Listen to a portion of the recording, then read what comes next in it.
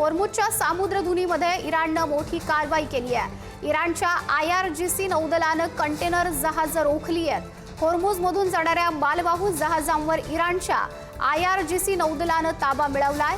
IRGCनं container जहाज रोखली आहेत। थरारक व्हिडिओ सुद्धा समोर आलाय। जागतिक व्यापारासाठी अत्यंत महत्त्वाच्या मानल्या जाणाऱ्या होर्मुझच्या सामुद्रधुनीमधून जाणाऱ्या मालवाहू जहाजांवर इराणच्या IRGC नौदलानं ताबा मिळवलाय। या कारवाईचं फुटेज सुद्धा आता समोर आलेलं आहे। त्यामध्ये इराणचे सैनिक हेलिकॉप्टरमधून जहाजावर उतरताना दिसतायत।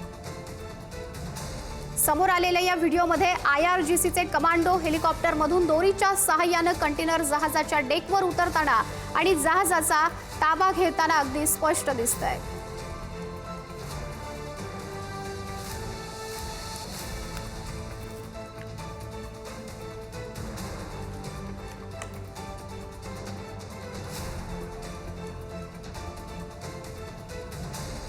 होर्मुझची सामुद्रधुनी ही खनिज तेलाच्या वाहतुकीसाठी जगातील सर्वात महत्त्वाचा मार्ग आहे आणि इराणच्या या कारवाईमुळे आंतरराष्ट्रीय बाजारामध्ये तेलाच्या किमती वाढण्याची, मालवाहतुकीचा धोका निर्माण होण्याची सुद्धा शक्यता आहे।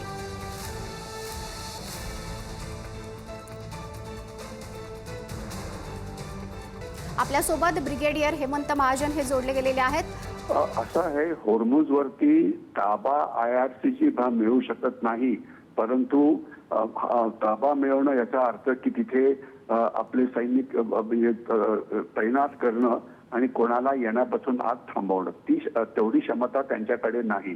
परंतु त्यांच्याकडे जी क्षमता आहे, जर कुठलं जहाज जर होर्मुझमधून यायला लागलं तर ते त्यांच्यावरती ड्रोनच्या मदतीने हल्ले करतात किंवा फास्ट पेट्रोलच्या बोट्स असतात त्यांच्या मदतीने हल्ले करतात। आत्ताच बातमी आली होती की 2 जहाजं जी येत होती त्यांच्यावर त्यांनी फायर पण केला होता। 2 जहाजांना त्यांनी पकडून ठेवलेलं आहे। तर म्हणजे त्यांच्याकडे ही न्यूसन्स म्हणजे त्रास देण्याची क्षमता आहे, ज्याच्यामुळे कुठल्याही जहाजांची आत येण्याची हिंमत होणार नाही। त्यांनी होर्मुझवरती कब्जा हा केलेला नाहीये, परंतु ते तिथे असल्यामुळे ड्रोनच्या मदतीने आणि छोट्या बोटींच्या मदतीने आणि पाणी सुरुंग म्हणजे ज्याला म्हणायचं वॉटर माइन्सच्या मदतीने ते येणाऱ्या जहाजांना थांबवत आहेत। त्याच्यामुळे आता ही भीती निर्माण झालेली आहे आणि जो व्यापार इथून जो होत होता तो पूर्णपणे ठप झाला आहे आणि अमेरिका हे होर्मुझला ओपन करण्याचा प्रयत्न करत होते, त्यांना ते जमलेलं नाहीये आणि अमेरिकेची जहाजं ही होर्मुझ पासून खूप दूर आहे, कारण त्यांची स्वतः होर्मुझमध्ये येण्याची हिंमत नाही। कारण जर ते जवळ आले तर त्यांच्यावरती त्या फास्ट पेट्रोल बोट्स, ड्रोन्स आणि हल्ला करतील आणि अमेरिकेच्या लढाऊ जहाजांचं मोठं नुकसान करतील, म्हणून ते होर्मुझच्या पुष्कळ बाहेर राहून ब्लॉकेड करायचा प्रयत्न करत आहेत आणि त्याच्यामुळे होर्मुझमध्ये आता जास्त आग लागलेली आहे आणि ज्याच्यामुळे आता जगाचं खूपच मोठं नुकसान हे होत आहे। नक्कीच हेमंत सर, आपण आपल्यासोबत असेच जोडलेले राहा। आपल्यासोबत Major General Anil Bam sir सुद्धा जोडले गेलेले आहेत। सर, अत्यंत महत्त्वाची आणि मोठी अपडेट आहे। कंटेनरवरती जी मालवाहू जहाज आहेत त्यावरती आता इराणच्या IRGCनं ताबा मिळवलेला आहे। जागतिक व्यापारावरती कसा परिणाम होईल या सगळ्या घडामोडींचा? आता याचा परिणाम नक्कीच मोठा होईल, कारण 22 एप्रिलला त्यांनी 2 ज्या कंटेनर शिप्स जसं तुम्ही म्हणालात MSC फ्रान्सिस्का आणि इपामिंडॉस जे लायबेरियन फ्लॅग करत आहेत यांच्यावरती कॅप्चर केलाय आणि त्यांनी जवळजवळ 8.25 मिनिटाचा व्हिडिओ पण त्यांनी तिथे दाखवला गेलाय आणि पूर्ण जगाने पाहिलाय।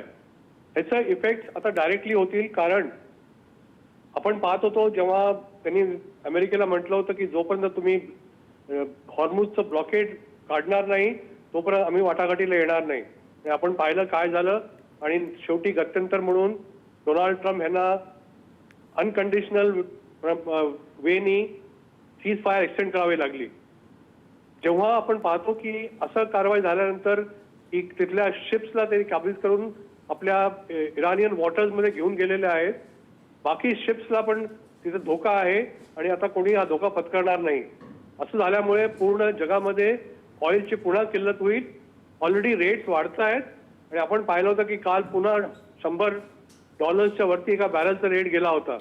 त्याच्यामुळे पूर्ण जगामध्ये मंदी येईल आणि जगाला याचा खूप मोठा नुकसान होणार आहे, जितक्या लवकरात लवकर त्याच्या वाटाघाटी होऊन काहीतरी सोल्युशन निघेल, नाहीतर पूर्ण जगाला खूप त्रास होणार आहे.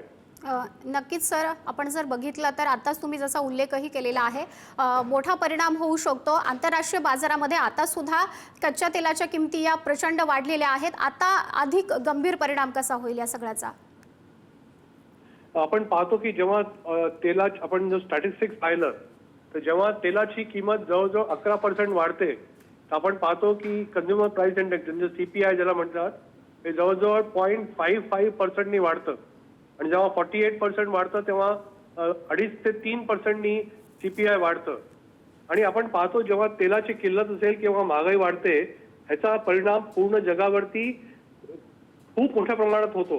कारण मॅन्युफॅक्चरिंग बंद होतं, ॲग्रिकल्चरमध्ये फर्टिलायझर्स मिळत नाहीत, लोकांच्या नोकऱ्या जातात. आणि जितके मॅन्युफॅक्चरिंग आहेत, जे मेजर मॅन्युफॅक्चरिंग ज्याच्याकडनं इकॉनॉमिक्सचा किंवा पैसा बनला जातो, फॉर एक्झाम्पल जसं टायर, सिमेंट, स्टील, जितके पण काही काय आहेत, ह्या सगळ्यांवरती इफेक्ट झाल्यामुळे पूर्ण जगाचा जो इकॉनॉमिक्स आहे त्याची वाट लागणार आहे. आणि ह्याच्यामुळे आता हे लवकरात लवकर थांबलंच पाहिजे, कारण नाही तर इकॉनॉमिक्स जितक्या वरती गेले होते हे कम्प्लिटली आपण पाहू की खाली जाईल. आपण पाहिलंय की मागच्या 2 दिवसापासून आपलं मार्केट पण खूप डाऊन आहे आणि रोज जवळजवळ 600 ते 700 पॉईंट सेन्सेक्स पडत आहे. हो अनिल सर, जागतिक स्तरावरती तर मोठा परिणाम होईलच, मात्र विशेषतः भारतावरती कसा परिणाम होईल? भारतासाठी हे एक ब्लॅक स्वान इव्हेंट आहे. ब्लॅक स्वान इव्हेंट त्याला म्हणतात ज्याच्यामध्ये की आपली काहीही चूक नसताना आपल्याला भोगावं लागतं. आता जे युद्ध सुरू आहे ते आखातामध्ये आहे, मिडल ईस्टमध्ये, अमेरिका, इस्रायल आणि इराणच्या मध्ये आहे. पण ह्याचे परिणाम भारतावर पडतात.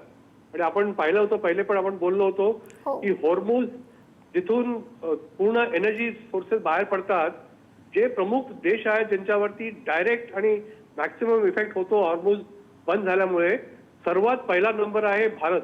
कारण भारतामध्ये जवळजवळ भारताचं जे 80% रिक्वायरमेंट आहे त्याच्यातलं 45 to 60% रिक्वायरमेंट ह्याच हॉर्मुझ समुद्रधुनीमधून बाहेर पडतं. नंतर आहे चीन आणि फॉलोड बाय जपान. फक्त घेणारे देशच नाही, पण जे देणारे देश आहेत, स्पेशली UAE, इराण आणि सौदी अरेबिया, यांना पण खूप मोठं नुकसान होणार आहे. भारतामध्ये मंदी येईल. ऑलरेडी आपण पाहिलं होतं की आपली ग्रोथ रेट जी 6.8 होती ती 6 वरती आली डिक्लेरेशन. आणि परवा 3 दिवसापूर्वी IMFने म्हटलं होतं की भारताची ग्रोथ रेट बहुतेक 6.4 पर्यंत जाईल आणि पुढच्या वर्षी 6.7% पर्यंत GDP ग्रो होईल. जेव्हा GDP एवढं पडतं खाली आणि ग्रोथ रेट कमी होते, तेव्हा पूर्ण इकॉनॉमिक्स मध्ये खूप ढळढळ झाल्यानंतर देशावरती खूप मोठं नुकसान होतं. लोकांच्या नोकऱ्या जातील, मंदी येईल, महागाई वाढेल आणि मॅन्युफॅक्चरिंग किंवा फर्टिलायझर्स आणि सगळे मॅन्युफॅक्चरिंग बंद होईल. कारण आपण पाहतो एका क्रूड मधून जवळजवळ 16 टाईपचे डेरिव्हेटिव्ह निघतात आणि प्रत्येक डेरिव्हेटिव्हचा काही ना काही उपयोग होतो. जिवंतपणेचा त्रास आहेच, मेल्यानंतर सुद्धा स्मशानभूमीमध्ये गॅस फायर्ड जितके क्रिमोटोरियम्स आहेत ते पण सध्या बंद झाले. हो सर, आपण मंदीची शक्यता वर्तवताय, त्यामुळे जागतिक संकट तर निर्माण होईलच. मात्र यामध्ये आता इराणच्या या कारवाईवरती अमेरिका आणि इस्रायलची भूमिका आता तरी काय असेल पुढे? अमेरिकाच्या अंगाशी आलाय. आपण पाहतोय की डोनाल्ड ट्रम्पनी युनिलॅटरली सीज फायर एक्सटेंड केली आहे.